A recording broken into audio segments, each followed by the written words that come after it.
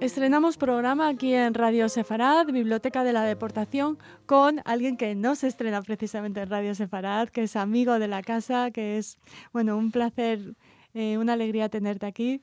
Javier Fernández Aparicio, bienvenido. ¿Qué tal? Buenas tardes, Raquel. Para mí el placer es mío y muy agradecido de que me invitéis. Bueno, ya saben que Javier y yo, Javi, Sí. estuvimos hablándoles, presentándoles esa interesantísima Biblioteca de la Deportación que forma parte del Ministerio de Defensa. Así es. Si quieres, Javi, recordamos un poquito Sí. qué es la Biblioteca de la Deportación, de la que vamos a sacar estos libros y estos materiales que van a componer este primer programa y los siguientes, que esperamos que sean muchos. Sí, hay que recordar.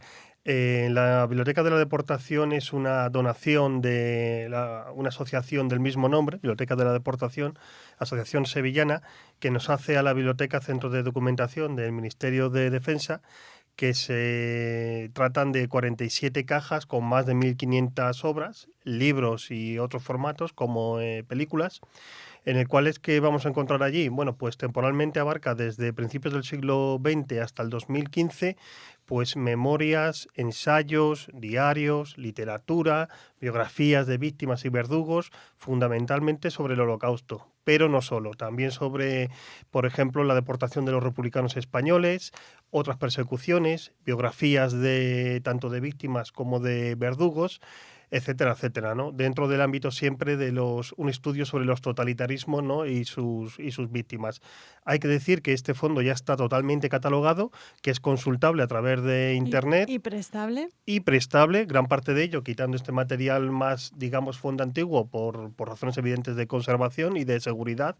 Y lo que no es prestable es consultable las salas de lectura de la biblioteca, ¿no? Entonces animo a todos los interesados, de verdad, allí tienen su sitio.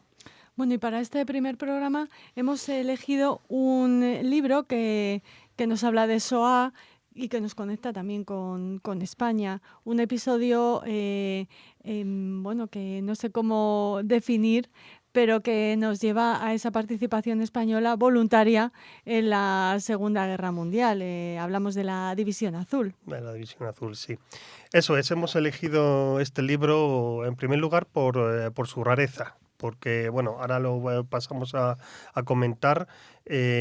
Toca tanto un extremo que es la División Azul como el otro extremo que son los deportados republicanos españoles que pasaron por los campos de concentración nazis.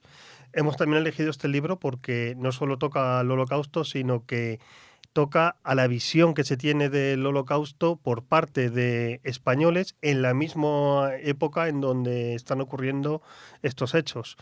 Entonces, bueno, pues todo esto hace de la obra, pues, digamos, una fuente documental bastante interesante. Hacemos una pequeña pausa y ya entramos directamente en este libro, La suerte del otro, de Rafael Pañeda Reilein, editado en Madrid por Mandala Ediciones en 2005.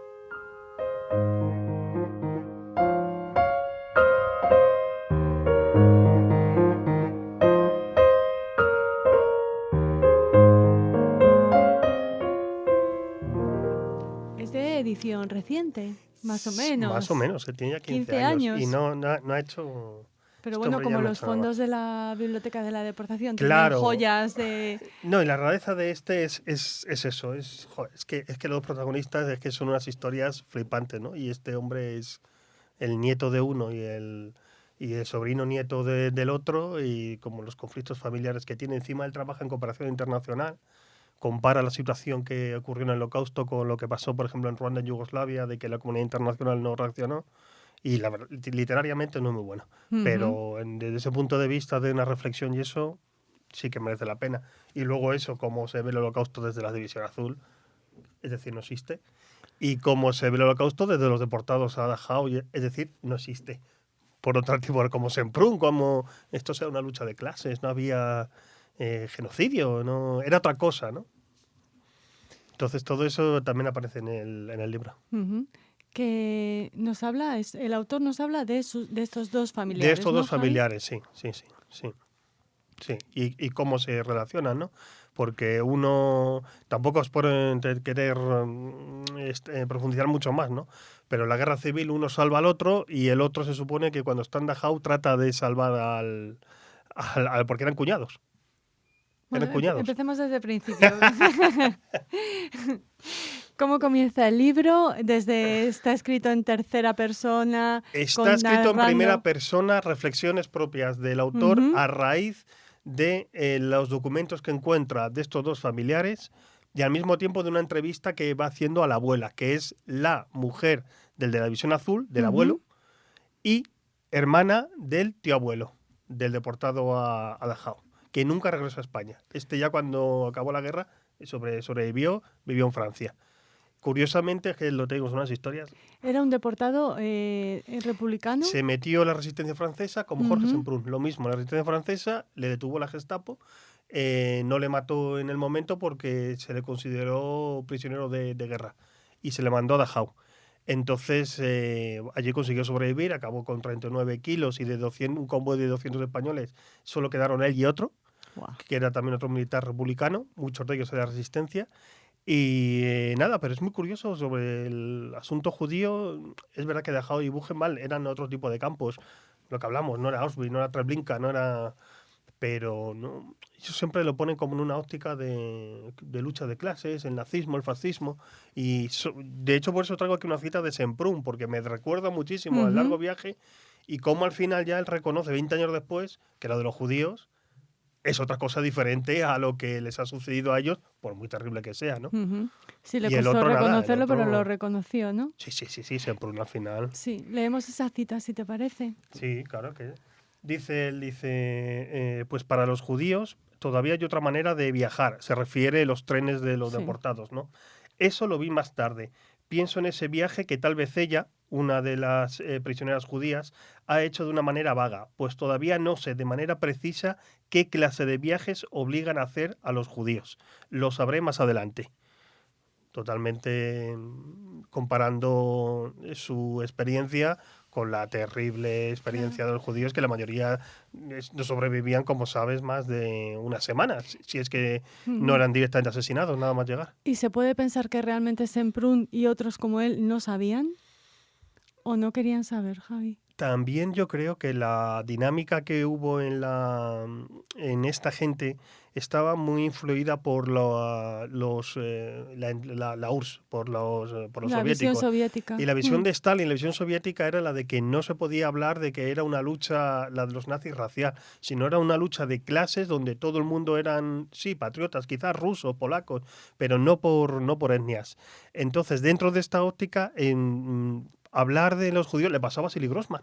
Vasily Grossman, cuando liberan la ciudad donde vive la madre, donde ha sido asesinada en una de las acciones, fusilada con otros cientos de judíos, Stalin le ujú. prohíbe hablar de... Cuando Grossman le está diciendo, oye, esto no es por clase, esto ha sido porque han sido judíos. Y yo creo que esta gente, que estaba muy influenciada por los partidos comunistas entonces, pues seguían esa misma dinámica, ¿no?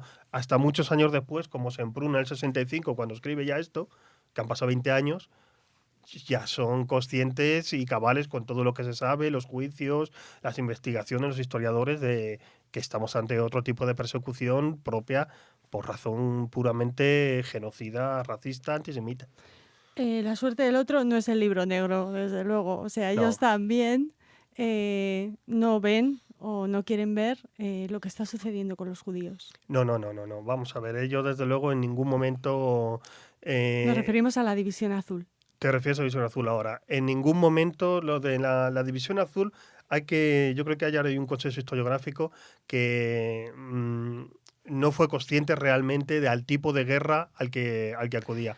Ellos pensaban en una guerra contra el comunismo, el bolchevismo, una, digamos, vuelta de visita a los soviéticos en la guerra de España, muchos de ellos voluntarios, que como este protagonista, que había pasado preso toda la guerra en Barcelona con riesgo de su vida, y que una manera de reivindicarse como militar era participar en la División Azul.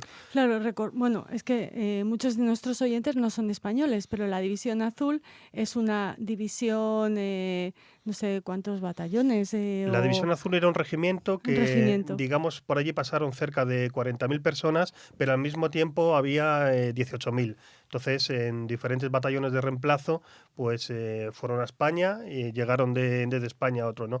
En el caso de Guillermo Reinlen, llegó a ser teniente coronel. Su tío segundo era Emilio Esteban Infantes, fue el segundo general al mando de la División Azul detrás de Agustín Muñoz Grandes. Y este hombre además se significó la batalla de Krasnivor, que fue una batalla terrible, donde los soviéticos intentaron romper el cerco en el frente del este, justamente donde estaban los españoles, y costaron cientos de vidas y de prisioneros a las tropas españolas, ¿no? Este hombre se significó, digamos, porque mandaba una batería de artillería y retrasó un poco el avance ruso, ¿no? Pero al respecto del tema de los judíos, sí es cierto que ellos, la División Azul, los Que componentes... luchaban con los nazis contra los Sí, soviéticos. claro. La División Azul, digamos, es un cuerpo dentro de la Wehrmacht, es decir, del ejército alemán Sí, en el como frente su del brigada este. internacional, Sí, ¿no? efectivamente. Nuestro equivalente Pero en la está Guerra Civil totalmente Española. inserta. O sea, es un regimiento dentro tiene su organización, está bajo el grupo de ejércitos del norte. Los divisionarios pensaban que iban a ir a Moscú, porque se pensaban que esto era un paseo y que iban a desfilar en Moscú. Cuando les llevan al asedio de Leningrado, las pasan canutas. El frío, la guerra, la crueldad, y se dan cuenta que los alemanes están haciendo otro tipo de guerra. Son conscientes de que existen guetos, son conscientes de que hay esclavos judíos, son conscientes de los fusilamientos, de los ahorcamientos, de todo eso ya van siendo conscientes. Los propios alemanes muchas veces intervienen quejándose de que los españoles no cumplen con las normas raciales y se relacionan y confraternizan con judíos, Eso nos con alegra judías, un poco. efectivamente, comerciando, estando con mujeres que eran judías, o polacas, o rusas, ¿no? También es cierto que el régimen acalló un poco lo que suponía esto, ¿no? Y sobre todo de cara a los aliados una vez acabada ya la guerra, ¿no? Sabemos que fueron iniciativas propias de diplomáticos españoles, particulares prácticamente las que salvaron los famosos Ángel Sabriz, Rodigales, los que salvaron a cientos de judíos del exterminio. Pero el régimen sí sabía lo que estaba sucediendo, estaba informado, no tanto la propia división. A raíz ya de que acaba la campaña, la División Azul está de junio aproximadamente de 1941 a diciembre de 1943, cuando Franco la retira del frente porque ve que los alemanes están empezando a perder y quiere quedar bien con los aliados. Los divisionarios son un poco acallados, o sea, sus testimonios y eso no interesan en ese momento.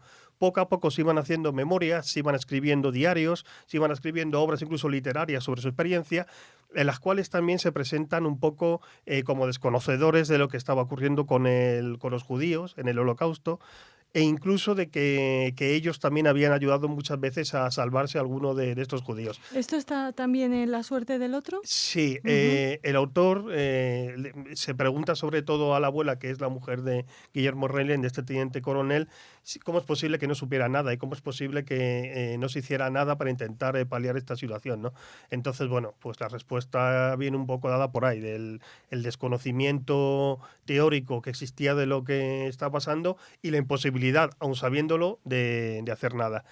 Pero también es cierto que ellos luego tienen que quedar bien con sus compañeros de armas, no se pueden significar mucho. También es cierto que dentro de la División Azul los alemanes trataron de incentivar el antisemitismo a toda costa, ¿no? Hay, por ejemplo, una publicación periódica suya, la hoja de campaña, en donde que está llena de chistes, viñetas y artículos groseramente antisemitas en el más puro semanario de Stumer de los nazis, ¿no? Pero no llegaron nunca a que los españoles tuvieran un odio por el judío, ni incluso por el ruso, que es también un caso parecido. Ellos dicen que no van a combatir al ruso, y de hecho los rusos, donde pasó la División Azul, parece que estaban bastante más contentos donde pasaron los alemanes, que eran también, les veían como infrahumanos, ¿no? Entonces bueno, en eso creo que hay un cierto consenso histórico y historiográfico, ¿no? Historiadores de un lado y de otro en que, bueno, no fueron perpetradores, no fueron encubridores, testigos, sí, y que luego trataron de edulcorar o un poco justificar que haber estado ahí justamente en esas tierras de sangre, ¿no? Como la describe el profesor Schneider. Sí. Pero bueno, ¿no? Guillermo Reylen, el abuelo del autor, pues es uno de estos divisionarios.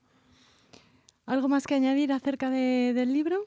pues que luego también tiene una reflexión muy curiosa y muy interesante sobre cómo, tanto entonces como en la experiencia del propio autor, cooperante internacional, estuvo en Angola, muy cerca de Ruanda, en los años 90, también había conocido un poco lo que había sucedido en Yugoslavia, cómo la comunidad internacional es totalmente inútil a la hora de no solo de prever, sino de tratar de paliar este tipo de conflictos que adquieren un sentimiento genocida muy rápido y donde las matanzas se producen de forma muy veloz.